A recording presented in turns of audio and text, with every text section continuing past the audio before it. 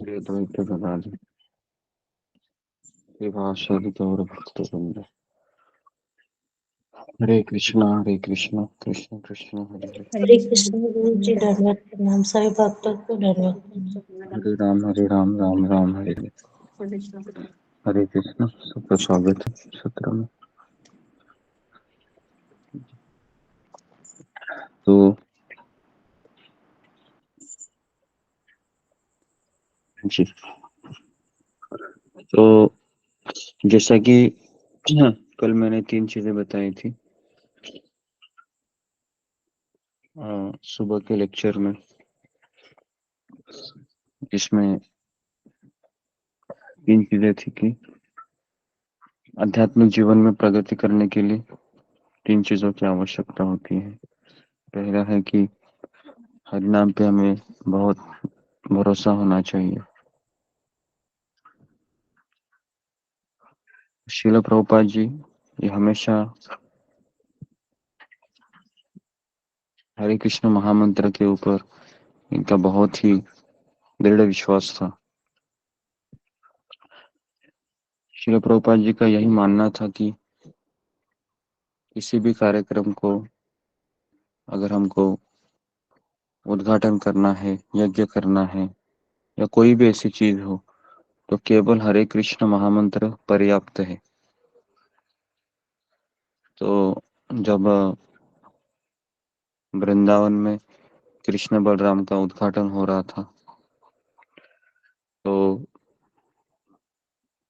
यज्ञ भी वहां पर हो रहा था, क्योंकि कई लोग उसको मान्यता नहीं देते हैं बिना यज्ञ के। तो इसके लिए श्रील प्रभुपाद ने कहा कि ठीक है, कुछ यज्ञ करने वाले ब्राह्मणों को भी बुलाओ। तो वह यज्ञ कर रहे थे और श्रील प्रभुपाद जी वहां पर बैठे थे और एक भक्त है वह कीर्तन कर रहा था वहां पर। कई मतलब एक एक भक्त आगे बोलता था, बाकी भक्त पीछे बोलते थे। तो इतना आवाज हो रहा था कि जो वहां के ब्राह्मण थे लोकल, उन्होंने कहा कि थोड़ा सा आवाज कम करो या बंद करो इसे। प्रभुपाद जी कुछ कहे नहीं, लेकिन कुछ समय के बाद प्रभुपाद ने उनको इशारा किया कि और थोड़ा जोर से बोलो। तो उसके पश्चात श्रील प्रभुपाद ने कहा कि हमारे लिए राधा कृष्ण और कृष्ण बलराम मंदिर का उद्घाटन करने के लिए हमें किसी यज्ञ की कोई आवश्यकता नहीं है, क्योंकि कलयुग में एक ही यज्ञ चलेगा, वह है हरिनाम संकीर्तन। तो इसलिए ये जितना हम ये 16 अक्षरी शब्दों को महत्व देंगे हमारे जीवन में, हरे कृष्ण महामंत्र, उतना हम भक्ति में अधिक प्रगति करेंगे। श्रील प्रभुपाद कहते हैं कि 99% हमारी आध्यात्मिक प्रगति यह केवल जपा से होती है। उस जपा में क्वालिटी तभी आती है जब हम सेवा करते हैं। तो ये बहुत ही एडवांस स्टेज है कि केवल व्यक्ति माला करते ही रहे, लेकिन एक साधक को माला के साथ साथ सेवा भी करनी होती है, और सेवा करते करते उसका शुद्धिकरण होता है। तब जाके वह उस हरे कृष्ण महामंत्र को नियमित रूप से या बहुत ध्यान पूर्वक उच्चारण करने में सक्षम हो जाता है।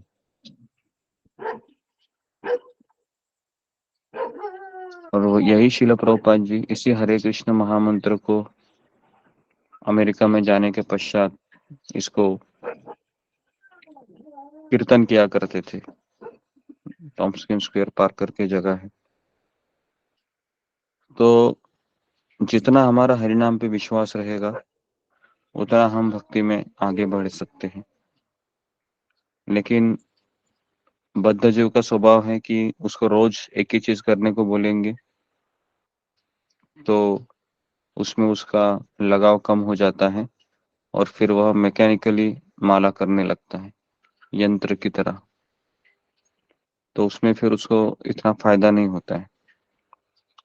और हमारा मन है अब हरिनाम में नहीं लगता है, किसी का लगता होगा, किसी का नहीं लगता होगा। तो हमेशा हमको याद करना है कि अभी हम दवाई के स्वरूप में हरिनाम को ले रहे हैं। इस तरीके से दवाई कड़वी लगती है ना, लेकिन जो शुद्ध भक्त होते हैं उनको ये हरिनाम मीठा लगता है, इसके लिए वो और लेते हैं। लेकिन एक साधक है, उसको ये हरिनाम कड़वा लगता है कुछ समय के पश्चात। 8 माला, 6 माला, 9 माला, 10 माला होने के पश्चात इसको में बहुत एनर्जी डालनी पड़ती है, थक जाता है व्यक्ति 16 माला करने के बाद, क्योंकि वो बहुत एनर्जी डालता है इसमें, अपने आप को ध्यान में लगाने के लिए, है ना। लेकिन ये होना चाहिए, हमें हर एक मनी को ध्यान देने का प्रयास करना चाहिए। जब जब आप खाली बैठे हो तो आपको हरिनाम को गुनगुनाना चाहिए। जब भी आपको अवसर मिले हरिनाम को उच्चारण करना चाहिए, सोते समय, जागते समय, है ना। तो हमारे महाराष्ट्र के संत तुकाराम महाराज कहते हैं कि नाम घेता उठा उठी हो ये संसाराची तुटी। तो हमें उठते बैठते भगवान के नाम लेने की आदत डालनी चाहिए, इससे हम इस संसार में से निकल सकते हैं। नहीं तो इस संसार से आज तक कोई निकल नहीं पाया है, कितना भी प्रयास करे नहीं निकल सकता, क्योंकि इस संसार के बंधन इतने गहरे होते हैं कि व्यक्ति छोड़ ही नहीं पाता है अपने परिवार के व्यक्तियों को। तो इसलिए हमें उठते बैठते भगवान को, भगवान का नाम लेने का आदत डालना चाहिए, है ना। सोते खाते पीते, ऐसा एक अगर ऐसा अभ्यास करेंगे तो जीवन सफल हो जाएगा। ऐसा नहीं कि केवल 16 माला करते समय ही हमको ध्यान देना है, हमें हमेशा इस तरह से प्रयास करना चाहिए कि मेरे मुख में हमेशा ध्यान रहे, कि मैं भगवान का नाम ले पाऊँ।